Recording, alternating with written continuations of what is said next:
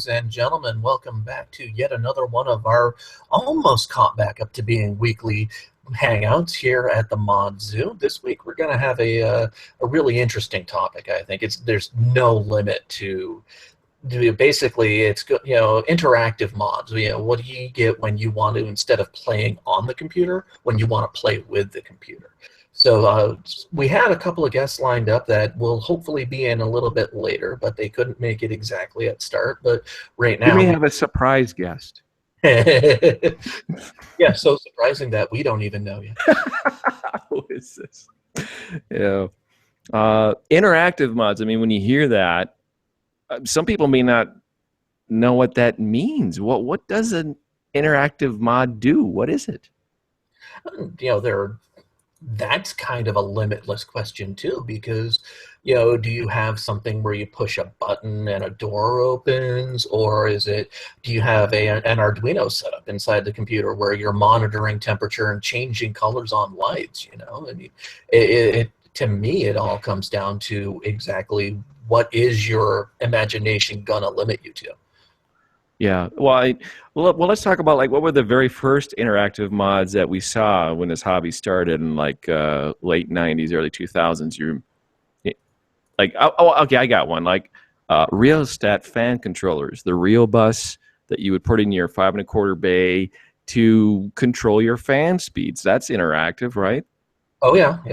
And then people first started, one of the first ones that I remember seeing outside of the fan holes and things like that is the modifying the covers on the CD trays, so you have what looks like an uninterrupted panel. Ooh, like stealth? Yeah, stealthing it, and you push the corner in. Oh, yeah. That's a good one. I remember doing that. Actually, I had a lot of fun doing those old optical drive mods, and I also did one where I put a window in the top so you could see the disc spin and added a light in there. And you don't dare do that today. Those people may wonder what the hell happened to you. Did you lose your mind? Why are you using an optical drive? I mean, we all should have listened to Kyle, right? Optical drives are bad. Oh, yeah. Well, you know how that goes. Well, I mean, I think of Droog. Okay, what type of interactive mod really blew your mind that you saw, looking back in the years here? I hate to be super repetitive, but it really was the caffeine machine. It's simple, it's clean, and people are going to argue about interactivity with a coffee pot. Oh no, I'd say that's the best interactivity. It served a very defined purpose. It wasn't all flash. It literally was, I want to have my coffee waiting for me as soon as I sit down at the computer.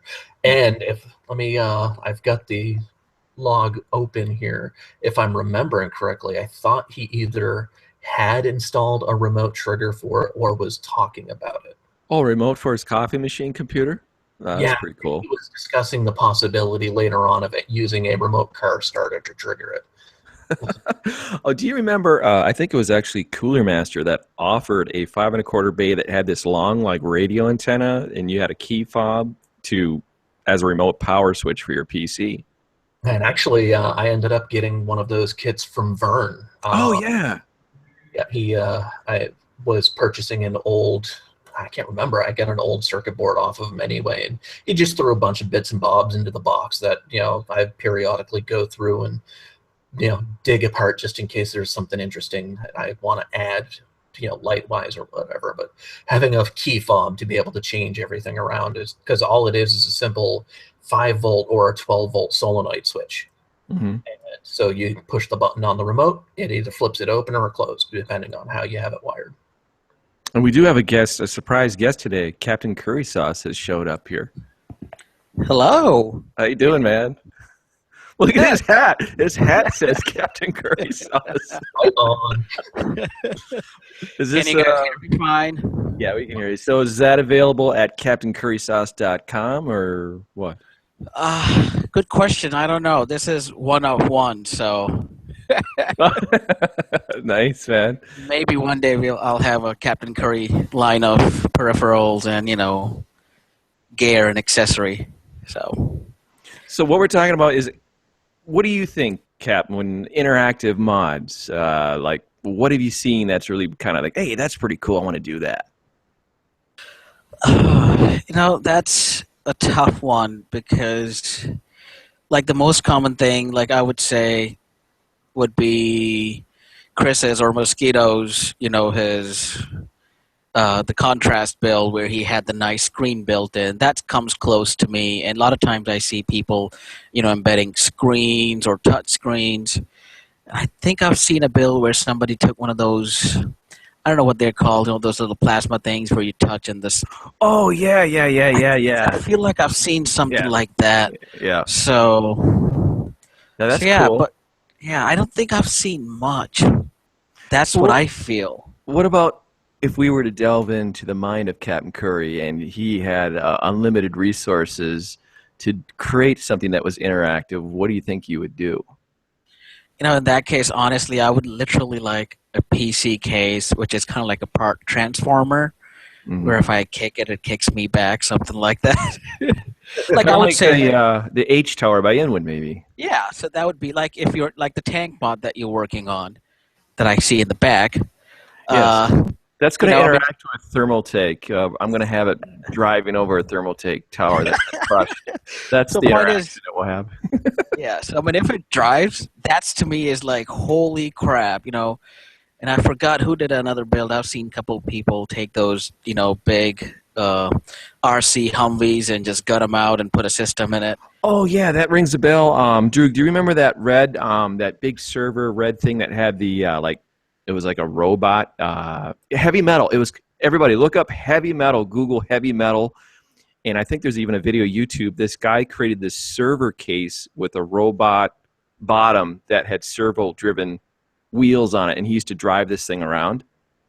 Yep. And this is like what, 2000, 2003 or something.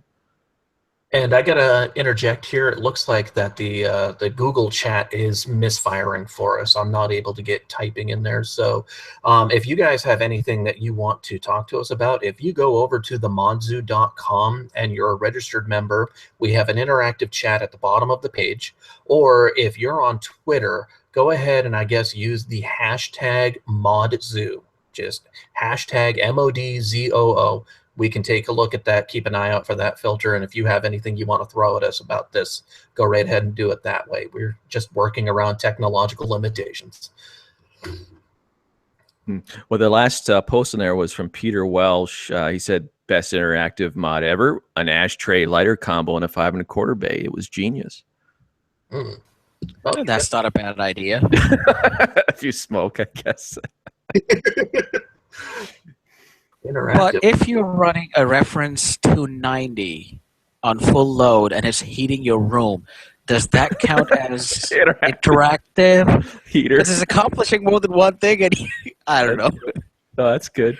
No, there was somebody when we did the Folding at Home episode. Was Droog? It was you. You used to talk about how you help keep your office warm. Yep. Yeah, there's quite a lot of. We just did our one of our folding contests, and there were quite a few people who were bragging about how little they had to run their furnaces this last couple of weeks. Yeah, well, that's the trade-off, I guess, because of the electricity expenses. The best.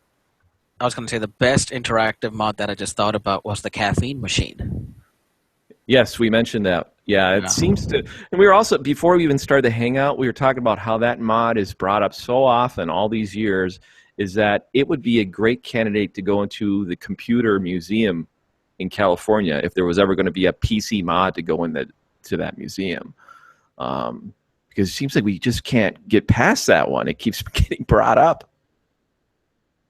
Oh, it's classic. I mean, it basically speaks to every part of the hobby that anyone could really think of. It's transformative. It has a purpose. It's flashy. And, it was an ugly case to begin with, and he didn't really change the aesthetics so much of the case. It's still a plain beige box at the end of it, but it's a plain beige box that gives you the nectar of the gods.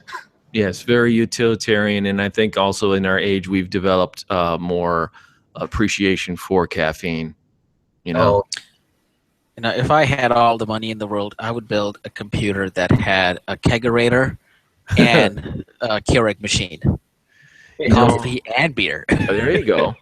Somebody did a keg one like 2 years ago for CES. Did you see that there? No, don't remember seeing one. Okay. Huh. Use a Heineken keg. Oh, that'd be sweet. I do remember when the extreme phase change cooling was really big, and people were developing all of their various ways to keep humidity off of the finer components inside the board. There was one guy who was looking at using the chilled keg idea to actively water cool the system. So the refrigerator unit for the keg was also going to double to refrigerate the water cooling loop. Was that Zenzo? No, he once he got into extreme cooling, he went straight phase change, and there was no returns. There was no he didn't want to have water in his units at all if he could help it. Oh no, from what I'm remembering, somebody was actually thinking about doing a beer circulation system for their water cooling, except for the fact that it would ruin the beer. Yeah. Oh. Yeah, that's not some beer I want. No. What is the best beer, Captain Curry? What do you like? I know that you like to try different beers all the time. You know, lately I've been giving up on beer. I'm not drinking much beer lately, and when I go, I just go, you know what? I don't care. I'll just take a can of PBR. It's cheap and easy. It is, but I will say I do like EPA, and Blue Moon is, some of the beer. Yeah. Like, if there's nothing that I want, I'll go to Blue Moon. Now, are you a Blue Moon person that if you're in a restaurant, if you don't get your orange slice on your glass, do you complain? Yeah, it depends, because sometimes you get the orange slice and you look at the orange slice and you go, why did you even bother? So it's kind of a nasty, kind of wilted. Yeah. Yeah. Yeah, I hear you. Yeah. Now, wasn't that like a contract that Blue Moon required with places that now if you're going to just retail this, that you have to be able to do the orange slice? It's kind of our trademark thing. I think so. I think that's what it is. And I know Shock Top, which is kind of like Blue Moon, they're good. Oh, and yeah, people are going to be like, what is wrong with you? I've been lately going a lot to Guinness. So yeah, PBR, Guinness. Yeah. Now, this is interesting. I had a friend from Liberia I used to work with. He drank Guinness with Pepsi mixed in it. Has anybody ever heard of that? Have you heard of that? I thought about it just because depending on what temperature it is, because Guinness is one of those beers that you could start with at 54 degrees and let it warm up to room temperature, and you're going to taste a different flavor profile at every degree's difference. Yep. So when it's chilled, I can definitely see a sweet working with it. Yeah, I tried it. It wasn't bad, actually. But what we have here on screen is we've got a project that was finished by Dave, a.k.a. Insolent Gnome. And good timing on this because he's got these really cool auto gauges that he incorporated into this build. The theme is your kind of classic hot rod, street rod theme. And, of course, he's got these gauges which qualify as an interactive mod. Now, I see the first one he's got here, and maybe maybe he'll appear somewhere where we can catch him in a chat. But I'm curious what the RPM gauge would be connected to, what that's reading exactly. I also see that he had two other gauges as well. And this is really a cool mod. I like how he created the top cover to be like a hinged hood, just like on a street rod. Let's see what these other gauges were. And he literally just finished this last week. Let's see. Going down. What were the other gauges? So we got the RPM one. And you can get those types of gauges. Summit Racing. Okay, so here's the other gauge. He's got an oil pressure gauge. And it looks like, I believe it's volts. So he must have a pressure sensor, probably a mechanical one, in the line, the liquid cooling line. And then they illuminate different colors. And he's got the fire extinguisher in there for fun. SSD covers have billet covers on them. There's the front finished. And he used stainless steel line for the coolant lines. And yeah, so you can check that out on the modzoo.com forums. And maybe if we can catch him in a chat somewhere, he can explain to us, because the RPM gauge in this picture right here, it's up and reading like 5,500. So it'd be curious to know what exactly that's reading and how he hooked that up. Sounds like the pump. That would be my curious guess. Ah, that makes sense. Yeah, that does make sense. I'd be curious about what kind of sending unit he used, though. Yeah. The nice thing about car gauges, everybody, is that they're 12 volt. So you can use them with a PC. The easiest thing you can do is just a volt gauge. You can just splice into like a light or a fan. Just tell you what you're running for volts, which should be, right around 12 or 13.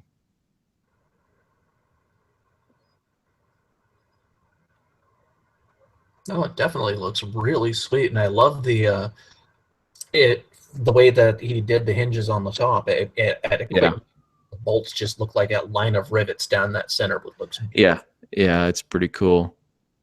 Yeah, and I'm curious that the first thing I'd ask Dave is, okay, so what are you working on next? Actually, you know what? He got an Evolve ATX. That's what he said he's going to work on next. Yeah. So yeah, that really came out cool. I like that shot right there. Yeah. Droog, you had mentioned somebody else from the past that did a really epic build that was interactive. Yeah, another one of my favorites, mostly because of the detail work that went into it. And see, the gentleman's name was Paul Capello, and it is the Doom 3 Project Mars City. Let me get the share going here. And I think I know which one you're talking about. It was giant, wasn't it? Huge. I remember something with an optical drive. Uh-oh. His ISP couldn't handle the screen share.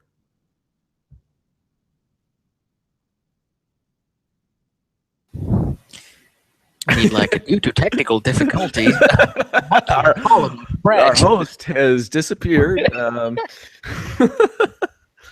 So speaking of the Evolve case, you had finished the build that's on the Modzoo. You did a review of it and a build in it. So, here he comes back. Yeah, so that problem that Kyle was having during the podcast just happened to me. I clicked off the page and it crashed. So I don't know if I'm going to be able to do a share, but all right, I can look it up. If you share the link in the chat, I can do a share for you. But I was just asking Captain Curry Sauce while you're gone. Speaking of the Fantex Evolve ATX, he just recently finished a build in this case, and it seems to be really popular design that people like. Yep. I think the reason you're seeing Evolve being so popular is it's just there's nothing in the market that looks as refined as this case. Yes, it's not. I'd say this case is not meant for people who want the best airflow or the best performance out of their hardware. It's for people who want to have something beautiful sitting on their desk, stock. I mean, when you talk about aluminum cases, you look at Case Labs, Inwin, but at this price point with tempered glass, and I'll say this, after having a couple cases with tempered glass, I don't think I can have anything with acrylic or plexi windows. It's just glass is so clean, it stays clean, it's not easy to scratch. But with that said, if you drop it, God help you. Yeah, it's true. Well, an advantage is that it doesn't collect the static electricity collecting dust and lint. That is the problem with acrylic that you've got to fight. Yes. Yeah. Yes. And I feel with the other thing I feel with the Evolve is it's the perfect size.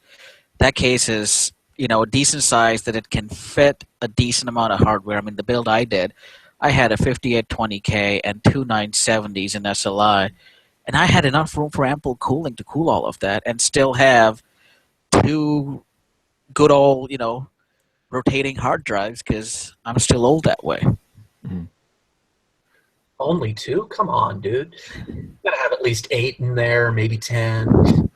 Well, I'm running the Lux right now, and that I know can hold all that if I want to. I mean, can give you guys a quick peek of that build. So that's that one. So that's what I'm running right now, the Lux. And it's, again, one of those things. I think it's a really nice case. Maybe a little too big for me. But The Lux, the Fantex Lux. yes. Yes. I found it wasn't big enough. Uh, Oh, how many video cards? I didn't see how many video cards you have in it. well, right now I only have one, but when I did the review, I had 2. Okay. Yeah, so my review build had 2 1070s in it, and didn't water cool them at the moment. And I will be updating this build with the GPUs water cooled. So hopefully it'll be. But my biggest, like in terms of room, I think this case is meant to only have like a 360 rad, maybe throw in a 240 if you're willing to let go of all the hard drive storage space, which I'm not. But for me, when I did the build, I had a 360 up top, and that I feel is enough cooling to keep components at a bare minimum. Yeah. I would love to have like maybe another 140 radiator in the back. So I could do that, and I might do that when I water cool the whole thing. But no, I feel there's decent amount of room for your average user. But if you want to go, full bore and do a crazy loop, that's where I feel the Lux kind of falls short, and that's where you need to go to a full tower, full tower. I agree. The Lux. I made the mistake when I did the Star Trek build of running. There was 3 cards in it, liquid cooled, 2 separate loops. It was not designed for even just 3 cards in it, and I underestimated. I thought, well, it worked. I got it to work, but I'm just saying, like, the process of putting everything in was miserable because it was so cramped, and that's not fun. No. No, what about, okay, remember when we did the Hangout and Fantex revealed that new tower? What is that new tower that's coming out? So that is the Fantex Enthoo Elite $800 beast that makes the Primo look small. And the beauty about that is when we saw it, the side panel is a huge single piece tempered glass with ventilation in the middle. And that I feel is something which is not easy to accomplish. And it's all aluminum, unibody design. And when we looked at it, they had insane amount of water cooling in it. They had 2 systems in it. And it was funny, they had 2 power supplies going into their power combiner to make the load really heavy, and then using a power splitter to run the 2 systems. It's kind of like you can do a 4-way SLI or Crossfire build, and then use an ITX build to control the fans and everything else on it. Is that case out on the market now or not yet? No, not yet. Not yet. And knowing Fantex, they'll probably be tweaking it a bit more before it comes out. So it'll probably be at CES, maybe with some refinements. I hope so. All right. Are you guys going to CES again? I won't be able to because I have some work commitments that I'm not able to bail out of. And since I'm a humble government employee, I need to make sure that I do my duty. Yes. Make sure people are happy. Especially if the new boss coming in there. Yes. That's right. Yes. That's all right, man. So back on our topic, I'm screen sharing the from the bestcasescenario.com, Paul Capello's Doom 3 Project Mars City work log. And I just noticed that the screen share was kind of acting weird. So once again, Google Hangouts is being finicky with us. But let's see, what year was this? This was 2005, everybody. In this case, I'll be honest, I never liked this case. This Antec, it was like the Return of the Land Boy. it just looked ugly. It just looked ugly, that front grille. But luckily, Paul realized it's ugly, and he's going to give it a complete transformation here. That's going to be just amazing. Now, the history, if you've never heard of Paul Capello, this guy made a substantial impression on our hobby. He was the first to incorporate scale model building skills with PC modding. And we're talking like Hollywood special effects level stuff, props making and that. He was in New York City. I think he's still there, but I don't know what he's doing these days. Last I checked in, he was doing reviews of air rifles on YouTube. But in any case, he takes this just kind of average looking case, and you can see this work log if you just go to Google Doom 3 Project Mars City, and did a tribute to the game. And I'll scan here ahead. But this is something this plastine modeler's material he's creating all this surface effects with, and Ron Lee Christensen does the same sort of mods too. I would say Ron Lee Christensen's on par with what Paul was doing today. He does a lot of scale modding incorporated into his PC mods. Now, you guys have both seen this before, right? Oh yeah. Now this was Yeah, I've seen that one. definitely one of the ones that, other than the caffeine machine, this is probably the first one that I read from beginning to end multiple times. Observing his technique, that I was amazed at all of the details that he was putting in. Yeah, and this is like interactive to the nth degree here.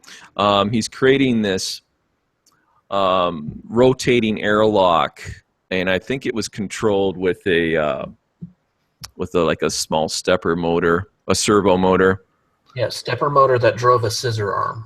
You see it where I think it's on page 4 actually. Yeah. And he also had a there were 3 elements in this to me that made it really interactive. That was that fan bay that you were just showing there, the airlock. Another one is he put a small video screen behind a kind of a garage door blast shield thing that he made himself, little hinged pieces that revealed the screen. Oh yeah, look at that. That is so cool. And also, Paul was really good at airbrushing from his model making background, so he could do these realistic paint jobs. And also, I recall that like the hinge on the door illuminated too; it glowed. Yeah, I was about to point out that he illuminated the badge. This is early, so this is 2005. This is early water cooling era too. You had like we had Dennis from Danger Den on. You had Danger Den, Coolants, and like a handful of other small manufacturers out there making stuff. So there wasn't a lot of options. The chainsaw, that was one of my favorite little pieces. Yeah, that's cool. That's really cool.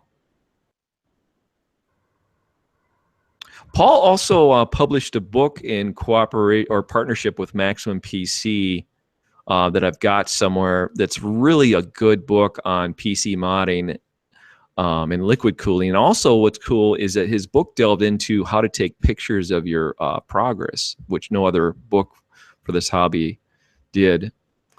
Then you can get that on Amazon. We'll have to look that up before we end this hangout. Okay, so here he's got a LCD. And this, to me, when I think of interactive stuff, this is what I think of, is you want like a touch screen LCD. Well, I mean, it would be really cool. Let me show you something here. This is from 2012. And this was NZXT suite at CES. And this was my Blade Runner mod with the NZXT Switch A10. And here's something cool I was not expecting. These guys from Machinima, how do you pronounce that, guys? Machinima. Machinima, which was like one of the biggest media sites for tech. They came into the suite and they checked out my mod. And the reason I wanted to share this is because what we did, and I worked with Toby philosophy on this is that we put a AlphaCool display screen in the front, all right? And so we programmed it knowing that it was going to be displayed in this suite with NZXT's logo on it.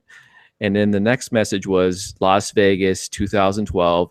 And then it would have like these different things that came up on the screen in regards to the movie Blade Runner. So to me, that is like one of the coolest mods to do for interactive, because you can use it to kind of also market yourself or market your sponsors that were involved, or if you're at a LAN party, mention that, or have your system monitor stats up on your screen as well. And you can get that AlphaCool display for $69.99 from modmymods.com. They sell it, and it's really cool because you can also program it. Now, at this point, 2005, back to Paul's work log, is I don't think you could get touchscreen LCDs back then, but now you can. Yeah, this is I believe this was one of the first in-dash setups that you only had 4 buttons that you could, do the menu control on. Now, now what I did is a little bit of research here because I knew we were going to bring up this mod. Today, you can get something the same size as what Paul used, but it's a touch screen for $159.99, $159, and it plugs into your USB.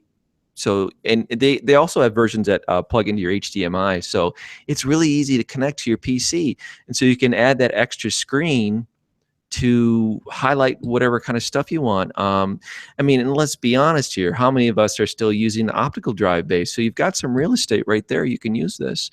And this is on earthlcd.com. This is the same source that Paul Capello got his screen from. And the resolution on this is 480 by 272 resolution. And at this size, 4.3 inches, that's fine. So I think having a touchscreen LCD is one of the coolest interactive mods you could have on your build.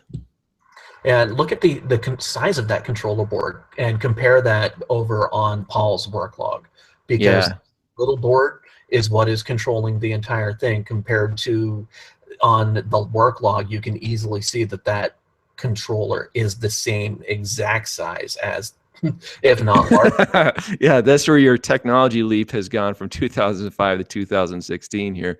And I wonder what he even paid for. He doesn't mention what the price was. But this one was actually 6.5 inches, which is going to mean that it's going to overlap your 5 1/4 bay. You're going to have to do some heavy modification there to get it to fit and look nice. Yep. Yeah, I like this. He's just creating a bracket holder for Mullex. Pretty sweet. Very nice work. Yeah, there's a lot of this kind of detail work throughout, where he was rearranging power to be able to make it easier for him to like outlets, for your chassis. Pretty sweet. And it's all hidden away. Yeah, he's a great engineer. I'd be really curious to know what he's doing these days. I could easily see him making like props for movies, though.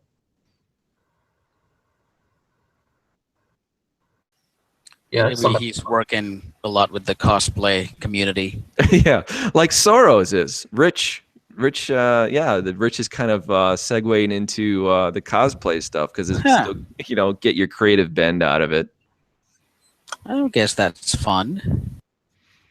Well, there's definitely a lot more girls to meet in cosplay than PC modding.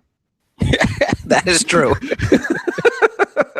Yeah, I could see the appeal. Just a little bit. Just a little bit. Somebody's messaging me on Skype. I don't know what that's about. All right. So what is this? Miniature spotlight. Okay, that's pretty cool. To shine on it, yeah. LEDs. Oh, yeah. Yeah, that looks awesome. And again, this stuff is called plastine. It's a hobbyist. The nice thing about using this material is it's really easy to cut, and you can use like an X-Acto knife to carve it. So it's fast construction when you're modeling versus using acrylic, which takes a lot more time to cut and polish and sand. And this is this stuff also heats up so you can bend it. Yes. The only thing about plastine, I've got one gripe about it, is that it makes things delicate and fragile. Yeah. Yeah, it looks great as long as you don't touch anything. I mean, I just get worried of damage in shipping, you know? So this is like a garage door that he has go up and down. And that reveals the screen. Yep, and he's building in the controllers. You can see the control buttons down below there. Yeah, I'm looking at this and just thinking how many freaking hours he spent on it. I don't think Paul was married at this point. I think he was still single when he was working on this. Yeah. That looks great, man. And just think now to have a touch screen, how much nicer that would be. Yep. Hard OCP. Well, now you got kits too where it's the Raspberry Pi. If you go through Adafruit, probably $100, you can get a screen of that exact same size that you just attach your Raspberry Pi to the back of. And it's touch screen, the whole 9 yards. They even sell little miniature Raspberry Pi laptop kits. Oh yeah, Raspberry Pi. If Mosquito, if he has time, he's going to join us. He's done something with the Raspberry Pi for his build. Well, I think I see a Mosquito. Do you? Where is he? Little mosquito. Little mosquito. Little mosquito. I sneak in. There you go. Oh, nice. Is that your Arduino or your Raspberry Pi running that? No, that's the music box is the music box was a mod / scratch build. That was technically, I think, the second scratch build that I ever did. The first one was I didn't have that up there because I didn't have a power supply in it, so the front LCD display on that one wouldn't have really done anything. But yeah, no, that was a scratch build, and it's got an ITX board in it, and it's got a little touch screen that plugs right into a USB header, and it's powered off of a 24-pin adapter. And right now it's playing music, but it's muted so that you don't hear it, and we don't get kicked off of YouTube for copyright infringements. But yeah, so right now it's just a visualization from the media player. My first reaction was it was your voice. So it's like, this is the new persona that Mosquito has taken. We have to talk to him as his music box. If it was a more powerful computer, I actually really wanted to just feed my webcam through that so that I'd be on the screen of it. But that'd be I didn't have enough time to set that up. And at the time that I bought that motherboard, it was the cheapest ITX built-in CPU motherboard that I could buy for like $60. So it's not very fast. Drop it down to 10 frames per second so you get that max headroom thing going on. Yeah.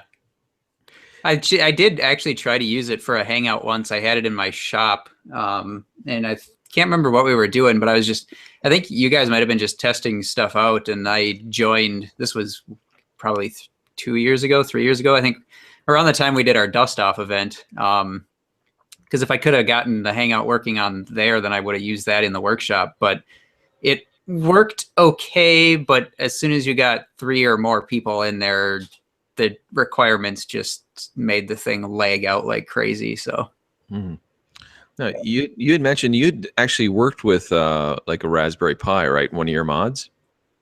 Not really. Well, sort of. Not one of my computer mods. I've just been messing around with them, making like a little temperature and humidity monitoring thing. Oh, that's cool. Which build has that? Right now it's in parts on the table. But it's going to be a standalone thing. I have a touch screen that'll be all of it. I have everything ready. I just have to build a case, something to put it all in. But I have a touch screen and then a Raspberry Pi 3 that runs that. And then I have a bunch of little sensor things that I had built using Raspberry Pi Zeros and some temperature humidity sensors and Wi-Fi adapters. I wanted to ask you, Mosquito, you said that, I think Adafruit.com is a really great source for mod products, stuff that you can incorporate, especially if the interactive stuff. You felt that they're a little expensive. Why is that?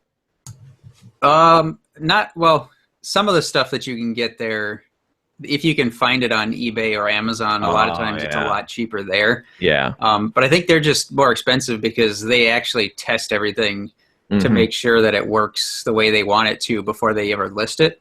And then they usually have a lot of stuff around like how to set it up and how to wire it up and examples of how to use it and stuff like that. So it's also a really convenient place. Like, you have to pick up 6 different things and they're the only people that have one of the things you want. Well, now it's really easy to spend $2 or $3 extra per little thing to just get it all from one place all at once. No, this is really crazy, and it's only $19.95, everybody. 1.8-inch screen, color screen, and I can already see, Mr. Kitty. This reminds me of Mr. Kitty. What if you had to use this? What do you think you would use this for? A little screen this size on a build. 1.8-inch. What was that case that you reviewed, Jesse? I was gonna say the Bitfinex. Yeah. This would be Oh, perfect to display logos or Logos, case badge. Case badge, a digital case badge, a live case badge that shifts colors and changes. 1995. Don't know. I wouldn't know exactly. You have an idea how this would connect? How would you wire this up to a PC? It's got a micro SD card, so it looks like you just program, drop whatever you want to have displaying on the card. Oh, that's cool. Nice. Yeah, that's fun. I mean, $20. Let's see what else is here. Now, of course, this reminds me of Matrix Orbital, these dot matrix displays. And Moss brought up a great thing about eBay. You can get these on eBay really cheap. I've seen them on there. And this is a way that you could have your temps displayed, or you could, I believe, have the weather, periodically time or weather, or like an email notification kind of a thing. $12.95. Pretty cool. And one of the things that they do carry here is the Arduino chip, which I actually listened to an interview with the creator of the Arduino. I discovered that it was originally created to help artists do more and more complicated displays and art installations without having to become computer scientists in order to do the controlling language. And so basically they just created a more simplified code base for you to drive that processor, and then providing you with the well-defined in-outs in order to work. That's awesome. Yeah, something like that to do specific tasks, and especially if you're doing something that's going to be displayed somewhere, or if you're going to a LAN and you want to catch some people's attention of some stuff, have some type of sign scrolling or whatever. And it's really, I haven't seen very many limitations other than, I think Ben Heck, when he was using these on his show for the various projects, his main complaint about Arduino was the timing. He would have work on, like if he was doing prototyping on the Arduino and then was moving it over to a different chip for the final result, he would have to work on the timing of the code, because oftentimes the simpler chip that he was working on, it would run the code much faster than he had anticipated, because the Arduino just has more overhead. I wanted to share something else that, to me, when I think of interactive stuff, is like physically interactive. And people have talked about having like gull-wing style doors open up on their case, or have the front open to reveal something. This is a great resource. This is a Canadian company, and shipping is very reasonable, called Forgelli. And I used them when we did the frozen CPU tech station with the top. You can get, what they are is they're actuators. and you can get little micro actuators. You can get large actuators, and you buy them based on like the amount of stretch that you want it to go, like maybe 6 inches or 12 inches, or how many pounds of something that you're lifting. And they've actually they've just updated their site too, so I'm not quite familiar where everything is now. But you can also get these kits. You can get like programmable PCB boards from them as well. So if you want to program it to have the arm only go so far or hold for a specific amount of time, you can do that, and it's fairly simple. Where they've got all the instructions, and I think we got into the actuator I got with the control board for like $175. So that's not bad, you know. And it was a strong little guy too, really small. It was like a micro actuator, and let's see. So yeah, you can choose by the stroke length that you want, and like if you're lifting or opening something, and like the force required, and the minimum is 35 pounds. And this is kind of what they look like. You know, so have you guys ever thought of like using something like that in a build? I know I have, just never done it. Well, and wouldn't the Fantex Evolve be kind of maybe a good candidate because of the way the door's hinged? See, the Evolve tempered glass does not have hinged doors, but the original one does, and yeah, it would be cool to have something like that you press a button and the doors open up for you. Or like one thing I would like to see, I know we've talked about it in the past, and I know Alienware and a couple other companies do that, where you know the top fins open up on the case to let more air in. Venting, yeah. Yes. So I would like to see something like that done there. Or other great example, like I was looking at, they had some like actuators for, remember the Cosmos 2? The front panel to slide down and up. That's right, yeah. For me, I would love to see a press of a button, and instead of a panel coming up, you have a screen that comes up and just shows you the thing that we were just talking about. Oh, here's the temps, here's this, here's that. So maybe do that. So you know, instead of having a TV come out of a wall or a fireplace, have something like that. So I feel that's what I would like to see. Other than that, other things I would like to see is a system where, and I understand that would not be easy, that you press a button and the radiator and the fans just rise above the case just so that they can draw a bit more air, or yeah, that's you know, or imagine where you have a GPU mount. So take the H tower where, you know, the case just opens up. Like I would like to see a build where the GPU sits normally and you press a button and an actuator moves it, so now the GPU goes vertical. Yeah. So have just the GPU move, not everything else. So I don't know. I think there's a lot that one could do, given the time, money, and the right resources. And I totally agree. That's a great idea, especially if everybody getting so crazy about vertically mounted GPUs now, and you can get the PCIe cable and play around with them more. Right. So what's Moss up to now? Oh, whatever it is, it's not. Yeah, it just died. I don't know. The screen just went off. That's the setup though for the that I was talking about, the weather station thing. I don't have the right power supply for it at the moment, so it's having issues. I see. I'm impressed though that you were to grab all that stuff that quickly. It was sitting right next to me. Oh, okay. It was literally sitting in a pile on the table next to me because I just have to build a case for all that. We got our YouTube chat windows working again, everybody. So let's see. I got to actually catch up in here. Let's see. Not sure how interactive it is, but I'm a big fan of the Battlefield 2142 mod by Butternetter. Oh, I remember that one. That's a badass build. Let me see if I can find that. I think, I don't know, like he made it look like it, like kind of like a field radio station from World War II, I believe. Or at least 2142, but he had done several Battlefield mods. I'll see if I can find that one. But yeah, if anybody else in the chat has a cool interactive mod they've seen or an idea for one, let us know.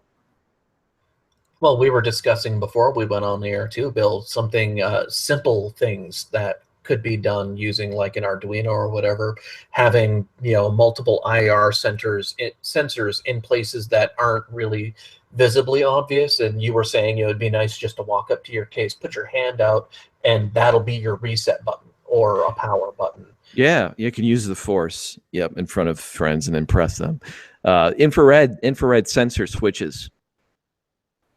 That's what those are, and they're really easy. And also another great source for like electronic stuff other than Adafruit is Mouser Electronics, and one of Minnesota's biggest companies is Digikey.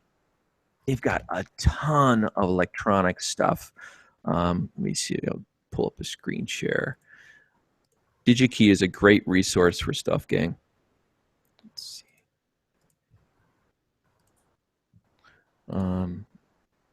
Infrared.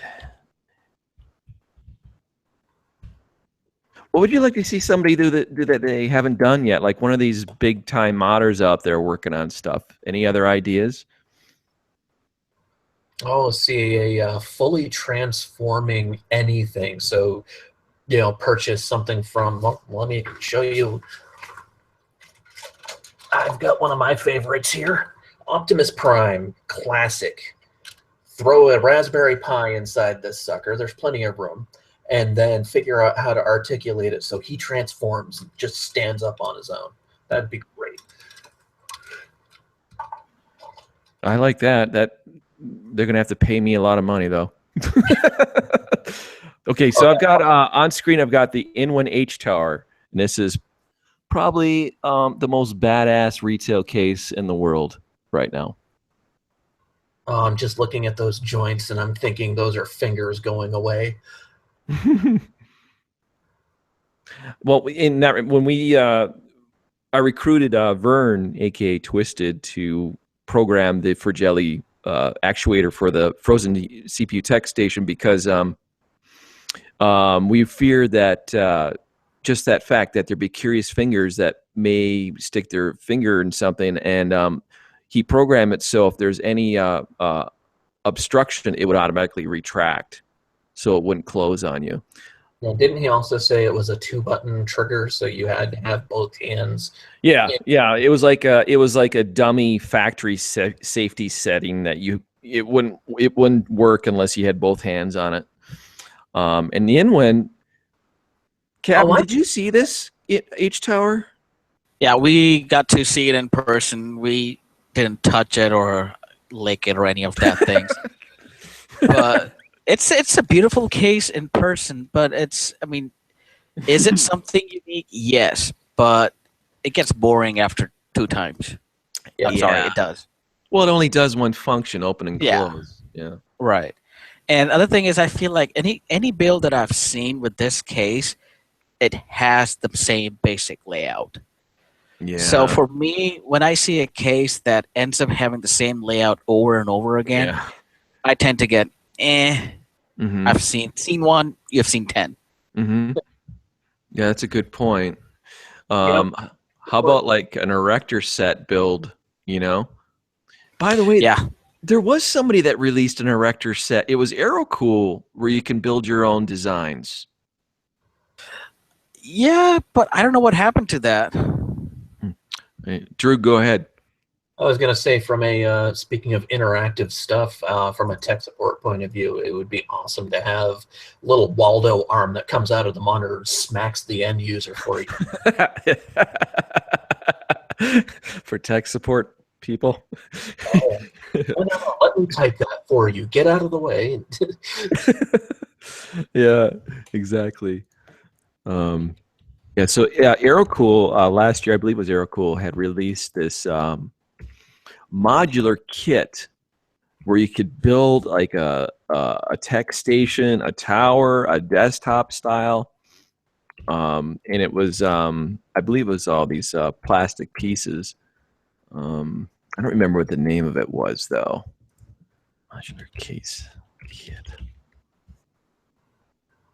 Oh, the Dreambox. Okay, I'll pull this up here. This is pretty sweet if you're creative and you need to, or you really want to do something unique, like Jesse's saying, like not the same old, same old.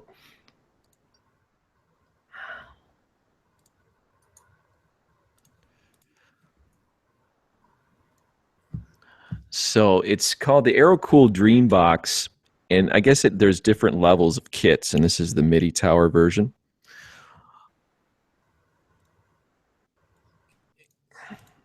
Yeah, so it's, but yeah, but this is kind of like what the Landboy Air wanted to be, but it wasn't.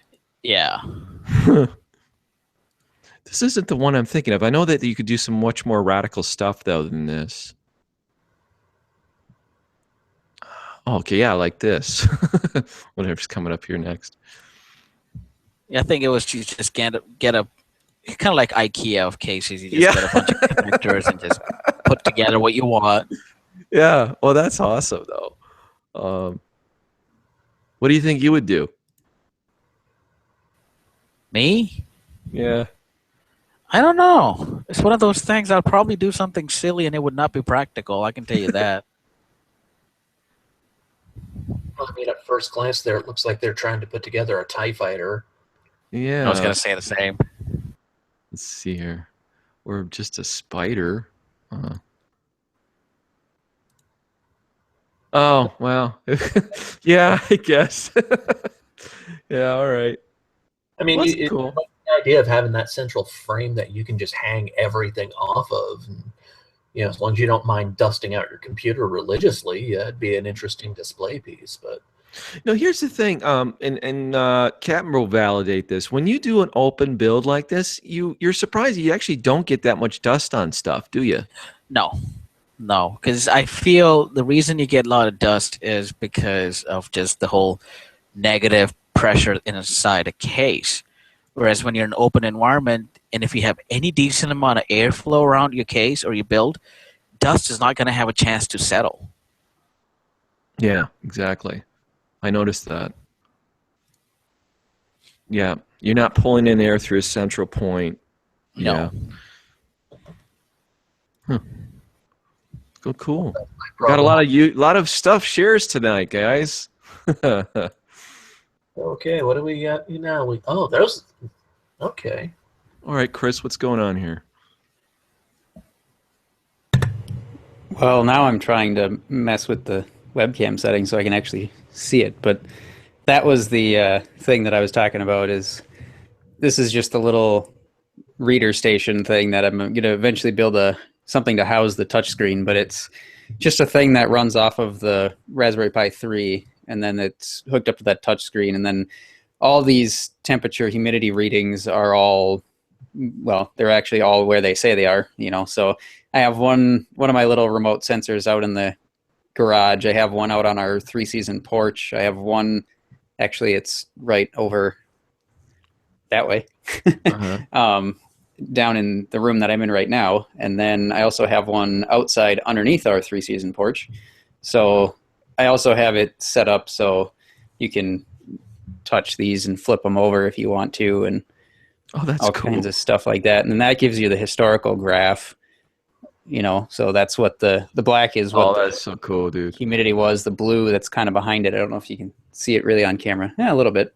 Is the temperature. And I have it set up right now to where it'll rotate through automatically, and it'll flip one and then it'll flip it back, and it's set up to do that on random time intervals right now between specified times. And this little red pin here, you can pin them, set it so that way it doesn't actually flip over. So after the outside one flips back, you'll see the top one wiggle instead. So I just have it wiggle instead of actually flipping over and stuff. But that's kind of been what I've been working on lately too, is just messing around with that in amongst other various projects. When you first go ahead, are you the Windows programming environment for the Raspberry on this one? What do you mean by the Windows I mean, I'm using Windows on my desktop when I program, but these are all running Raspbian. Oh, Raspbian for this? Okay. Yeah, yep. I noticed when you first turned it on that you had one that was the torture chamber. Yeah, we'll go with that. Yeah, that's pretty cool, dude. I like that. And eventually there'll be more. I have a bunch of them made, the little sensor things. I just have to distribute them around the house. Are they Wi-Fi? Yeah. Well, so this is the little sensor that it's using, and this one will eventually be used for the kitchen sensor because this will most likely end up in the kitchen, this whole thing. And so this is just the temperature and humidity sensor, and that just gets hooked up to a Pi Zero. And so if you give me a second, I can have one of those to show you too. Yeah, Moss likes his mod room really warm. I noticed. Well, it's probably all the stuff you got running in there. Right now, yeah. That's cool. And you're that, and the fact that I'm in here. I've got my computer. Yeah. I've got a monitor. I had all three of my photo lights. I've got the music box running. I've got this one running, and it's like, yeah, okay. So this is because are you still working on your workshop in your garage? Is that still in progress? Yeah. Right now I'm waiting on the electrician. I couldn't schedule that until December 15th, I think, because they're going to replace the sub panel that's out there with one that has more breakers, and they're going to hook up all my circuits that I wired. But yeah, that's tough to do in the summer because the weekends that I'm not here are pretty plentiful, and the weekends that I am here, it seems like my luck is it's like about 1,025 degrees out there, and so I don't do much when it's that hot. Are you going to put AC out there? Maybe. We'll see. Not right away, just because that's a decent chunk of money. But I'm going to see what it's like and see, like, once it's insulated, I want to see how cool it stays based on, the nighttime low temperatures and stuff. Because I'm most likely not going to be out there except for weekends during the day. So it'll mostly be like in the evening hours anyway. So if it's cool enough outside, I could probably just open the door, but I don't know. We'll see. And I was just peeking in the chat, and Dave, Insolent Gnome, when we were sharing his hot rod PC rehab earlier, he says that the main tack is reading one of the fan speeds. For anybody out there that was wondering that. Interesting. Yeah. It'd be cool if you, Dave, if you're watching, if you maybe someday did a little guide on how to hook that up. Anybody that's interested, because I've seen that on eBay. You can get a lot of tachometers pretty cheap. So that's a cool mod. Yeah. Looks like we're almost done, huh, Droog? Anything else you guys want to share? Well, Chris is getting ready to show us the little baby Raspberry Pi there. Oh, okay. Yeah, well, I just grabbed it. I have stuck to the wall with Velcro, but that's really dark. Hang on.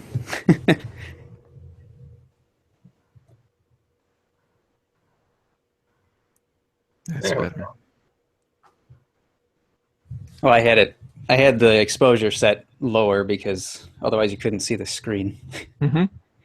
But yeah, so it's just a Pi Zero, and then I built these little things. At first, I had the sensor just screwed to the side here, but then the warmth from this and the Wi-Fi warmed up the block, which then screwed up my stuff. So this is just a piece of aluminum that's drilled, tapped, and painted. So it actually got that warm, huh? Or was this just very slight? It was, well, it didn't get that warm, but it was enough to throw it off by about 3.5, 4 degrees. Mm-hmm. But interesting. It looks like a toothbrush.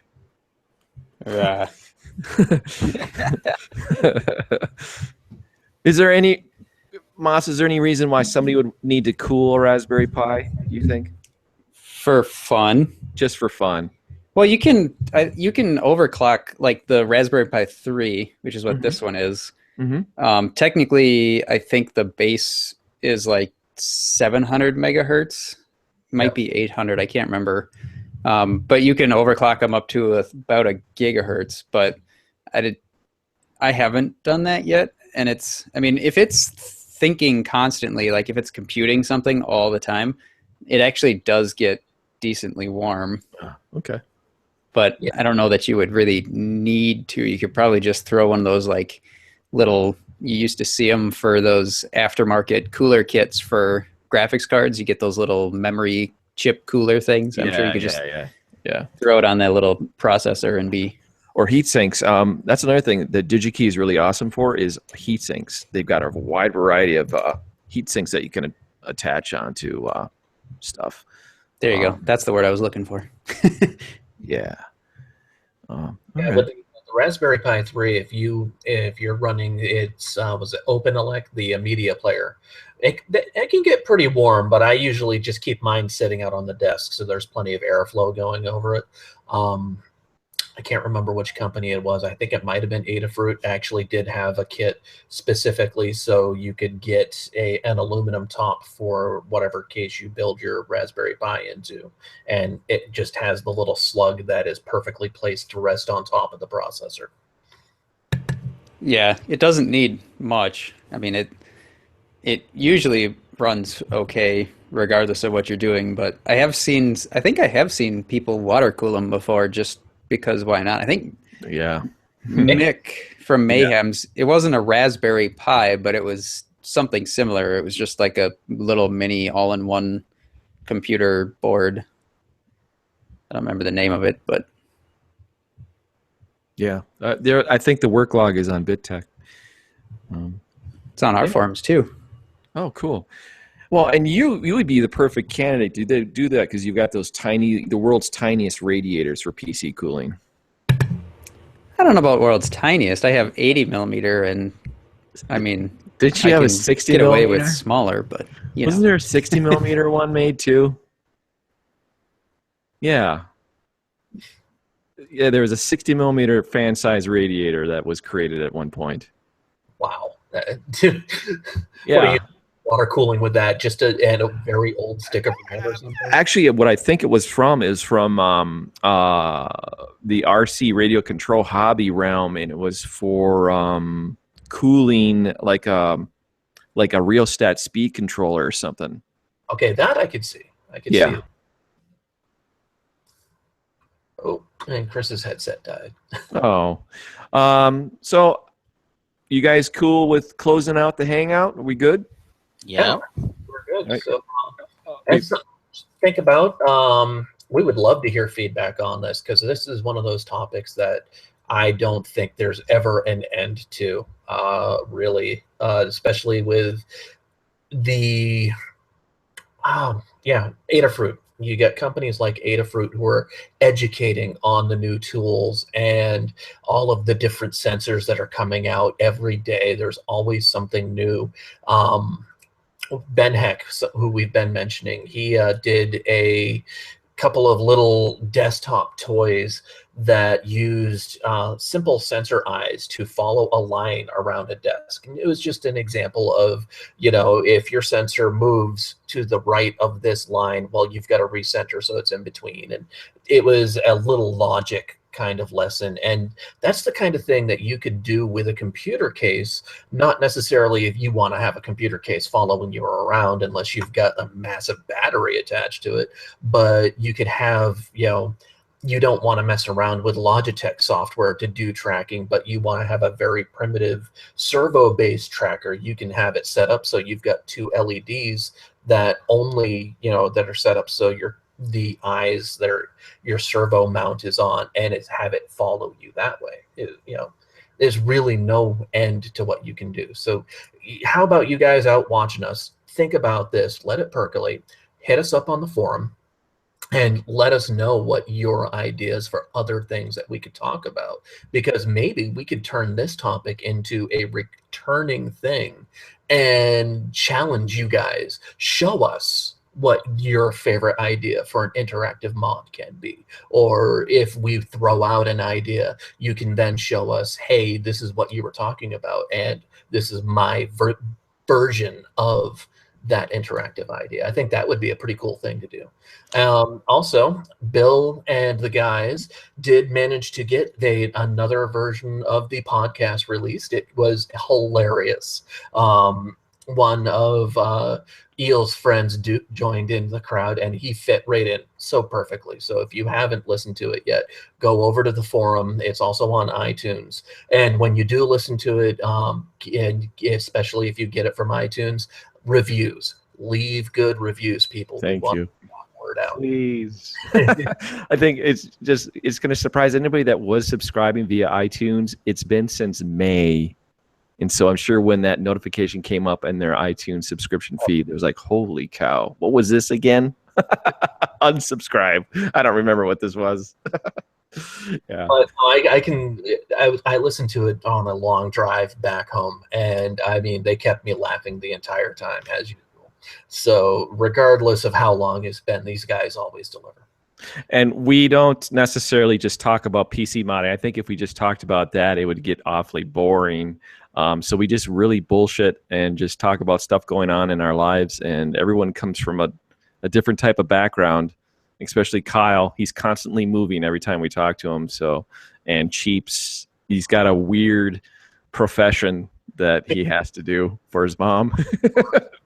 So yeah, it is good. And just if you listen, let us know, because I want the other guys to know that we need to keep doing the podcast. And so any type of encouragement and support, they'll appreciate that. So thanks, everybody. Speaking of the podcast, and specifically one of the topics you guys did spend a lot of time on, hey, Jesse, fast food, if you ever had one restaurant that would be the end, that you could never eat anywhere else. Wendy's. Yeah, Wendy's. That's a good one. Solid choice, because of the Frosty.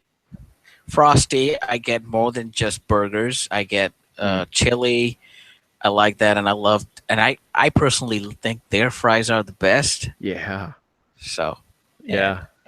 And we talk about Wendy's. We mentioned Wendy's too, and why? Yeah, definitely. I think Chick-fil-A is what prompted the whole discussion. Yeah, you guys on the Chick-fil-A bent. There was some discussion about Sonic and how it's hit or miss, which I can also attest to. We don't have Sonic up here, but I hit my first one in Kentucky, and I think over 6 different times, and the first time they did great, and every other time it just ratcheted down in quality each visit. Like one place I think is way overhyped, and I'm gonna get a lot of hate for it, is In-N-Out Burgers. I said it. It is way overhyped for what it really is. I'm sorry. If you guys only had an In-N-Out burger up there in Minnesota, I'd be going all the time. Oh yeah, whatever. I'll take my Culver's and I'll be happy. Culver's is solid, man. They got good shakes too. You know. Yeah. Right, so see, there we go. Just checking with Moss to see if he has any messages for the folks. His headset died, so he's not unable to hear us. But while we're waiting to see if he has anything for me to say to you guys, I'm just going to end off with the usual. Get out there. You find that something that's been bugging you, cut it up, paint it up, make it look pretty, make it yours. And, hey, if you can, make it interactive this time, huh? So you guys have a great week. We'll see you again next week. Bill, do you know what we're going to be discussing next week? It's a surprise. It's a surprise. Okay. Yes. I think what we'll be discussing is the addition of the waitstaff room to Mosquito's estate, and what type of temperature that room will be. Will he keep it really cold so they are constantly ready for whatever he needs them to do, or will he treat them kindly and have it right around 72 degrees Fahrenheit? So check in and we'll see. All right. And, well, he started typing something and then stopped. I'm going to guess he doesn't have anything other than you guys be good, go out and mod something, have a good week. We'll talk to you next week.